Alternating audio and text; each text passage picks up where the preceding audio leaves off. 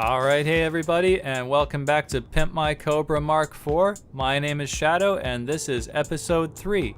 Now, in Episode 1, we talked about a bounty hunting build using plasma accelerators for the Cobra MkIV, and then in Episode 2, we talked about an exploration build, which was actually unarmed, and that worked out pretty well. So now in Episode 3, it's finally time to talk about a trading build for the Cobra MkIV. So let's jump right into the outfitting screen, and we're going to take a look at the internal components first, because that's really where the heart of this build is, and everything else is just kind of fluff, and you can kind of rearrange it however you want. But the internal components are the meat of the build. So let's take a look here at the top. So first of all, we have the lightweight alloy, and that's because, well, it's light, and well, it's not the most protective thing. It's going to give us the largest jump range because it doesn't have all that mass that weighs down the ship. Now, the next thing we have is the A4 power plant. Now, you may notice over here on the power usage thing that we're not using anywhere near that available 15.6 megawatts. So you may actually want to go with a lower rated power plant for this build, maybe a D or something, but I am limited by the equipment that I can find on this station, so I'm restricted to either A4 or B4. And while B4 has a lower power output, it also weighs more and will give us less jump range. So we're gonna go with the A4 power plant for this build just because we're kind of limited by the equipment on the station. Now the next thing we have here are the A4 thrusters, and this is for maneuverability. So the danger with any ship carrying cargo is that we might get interdicted by pirates. That is a very real possibility. So we want to be able to get away from the pirates as quickly as possible because a trading ship is usually easy prey for somebody like a pirate. So we just want to be able to run. That's really going to be our biggest strength.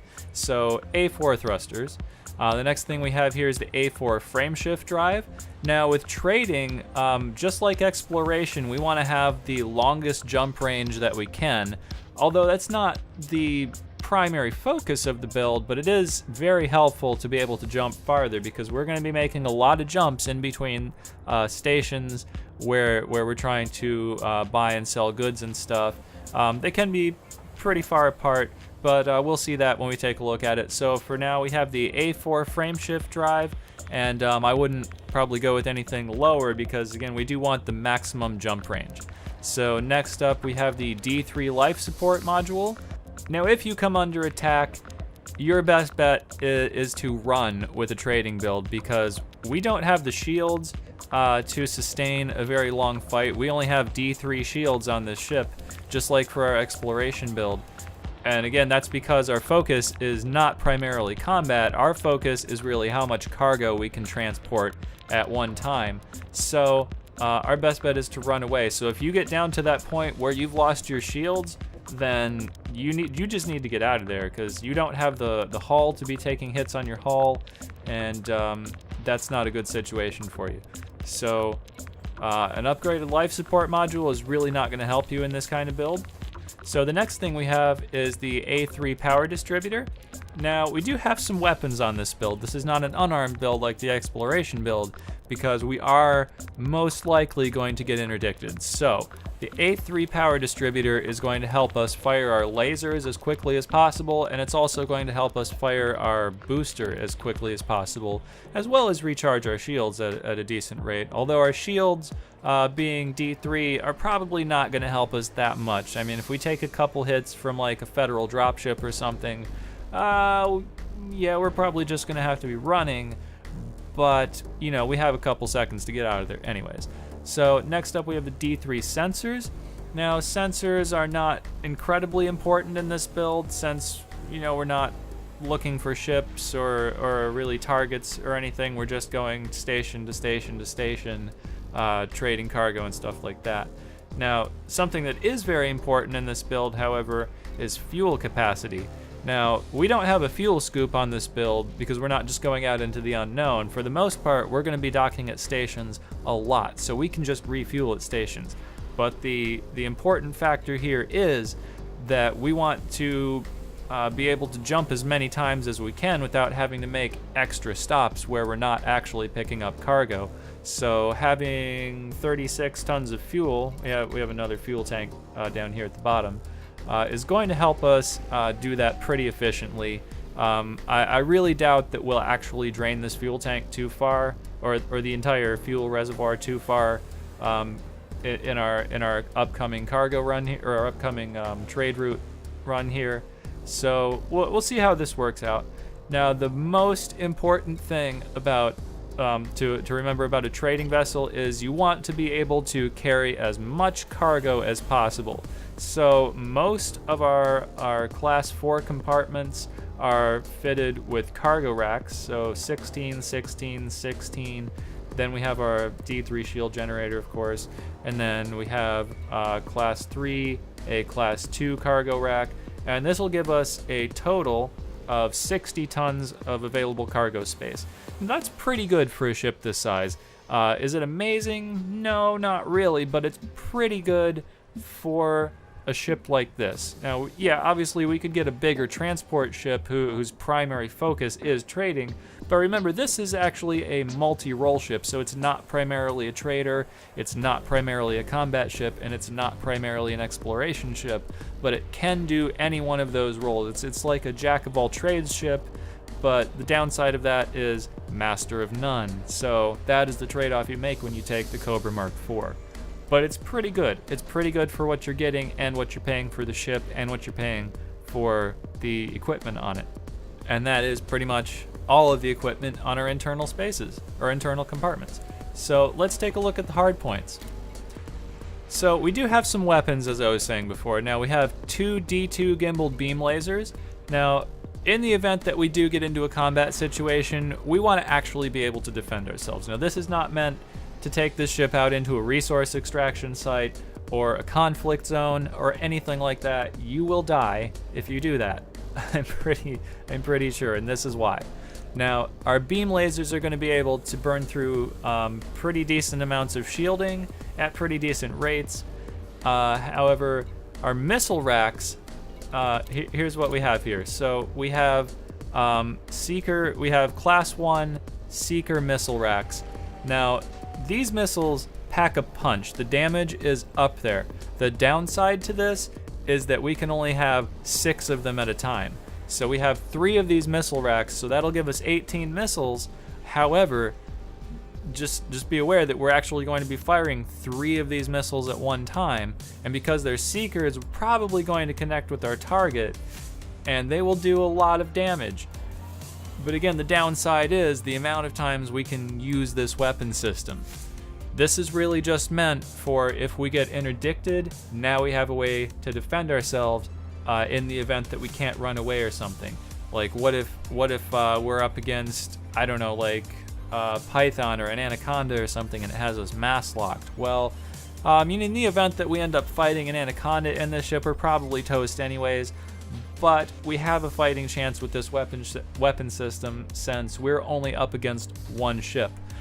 It would be a bad situation since we only have those D3 shields, but again, with these missile racks, with these beam lasers, we have somewhat of a fighting chance until we can take advantage of our A3 power distributor and use our boost constantly just to outrun that bigger ship that's attacking us. Now, if we get attacked by something smaller, like a Viper or maybe another Cobra or something like that, yeah, we can probably take them, no problem. But just if in the event that you get attacked by a Python or a Fer-de-Lance or anything like that, your best bet is just to run away, fire the missiles if you have to. This is like a last resort kind of thing right here. Your best bet is to use your chaff launcher, and if they launch missiles at you, you have a point defense system. But yeah, your best bet is really just to run away. This is not a combat focused ship. I can't stress that enough. So that is really the core of this build. And so now what we're going to do is we're going to find a trade route. Now, if you don't know how to find a trade route, that's okay, because I didn't either. Fortunately, there are a lot of websites that will calculate these things for us. Now, what I have done is I have gone to a website called Multihop, And what it does is it will actually calculate a trade route for you based on your location and how far you want to jump and all that kind of stuff. So I'm going to put a link to that site down in the description, and then you can just go there and find a trade route that's good for you, and it will even tell you what to buy and sell, and that's very handy because that's what we're going to be doing in this build, or in this video. So let's do that. So first of all, we're going to go into the commodities market. Now this is where we buy and sell goods here in Elite Dangerous. Now, according to the website, we are supposed to purchase bauxite, and then we are going to go sell the bauxite at a station called Nomura Vision in the Saranir system. And then we purchase aluminum in the Saranir system, head to the Firefade system, sell that aluminum, pick up lepidolite, head back to Saranir, sell the lepidolite, purchase titanium, head for Balder, sell the titanium, purchase coltan, head for LTT 1873, sell the coltan, and purchase robotics. And then I'll have to scroll down on the webpage because I can't see the rest, but you get the idea. So a trade route. Now the first thing to do is actually purchase the bauxite. Now since we have room for 60 tons of cargo in our cargo hold, we're going to purchase 60 units of it. Okay, and now right here, Cobra Mark IV cargo space, we can see 60 out of 60, 60 out of 60 used. So our cargo hold is now full. So now what we're going to do is exit out of starport services, and we're going to go over to our galaxy map.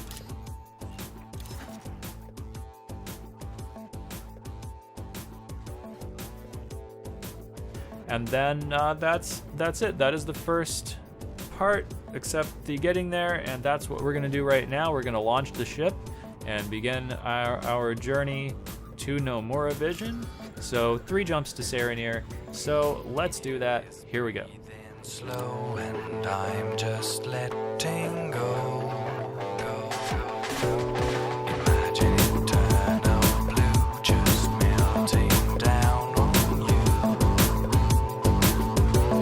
The waves are flying high and fish are floating by. Underwater green, a beauty never seen. Falling like a leaf. Okay, so here we are at the first stop on our trading circuit. So we can enter the hangar just because, I don't know, I just do that, it's a habit. Now, so we should bring up the starport services menu, and as soon as that loads, we'll refuel our ship. And now immediately we just go into the commodities market, and then we go down here and we look for bauxite, and here's bauxite here, and then we can sell bauxite. Okay, and the profit we're going to make just from doing that is 11,760 credits. So let's submit that transaction. And then at this station, we're supposed to purchase aluminum. So that's probably going to be up here under metals, aluminum. So we want to buy 60 units of aluminum. And we'll submit that. Now our cargo hold is full of 60 tons of aluminum, and then we will be on our way.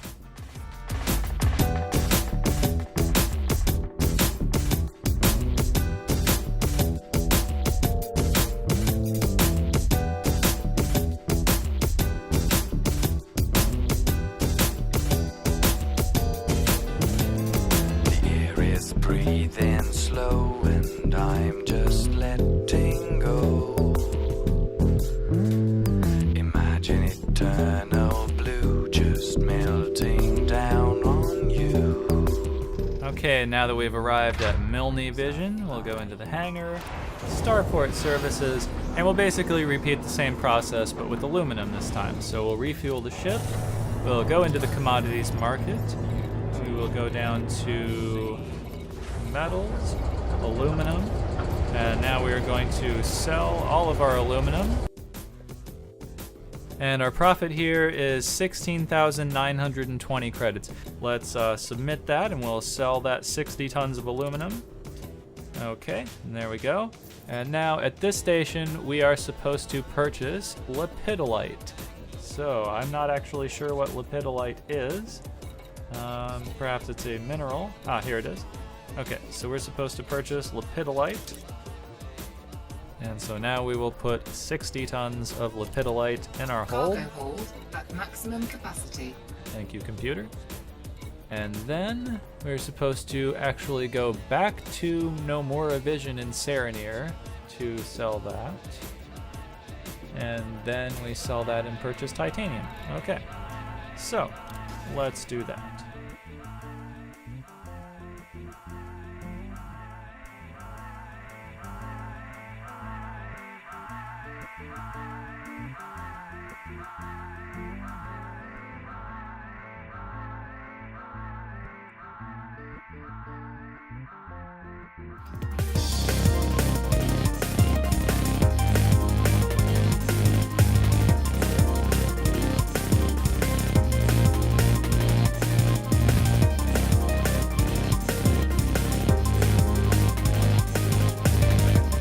Okay, so here we are back at Nomura Vision. Now this is actually going to be our last stop on this trade route, but you can keep going, you can keep doing this for as long as you want. I mean, this website will just keep listing you out systems and stuff to trade for basically as long as you want to do it.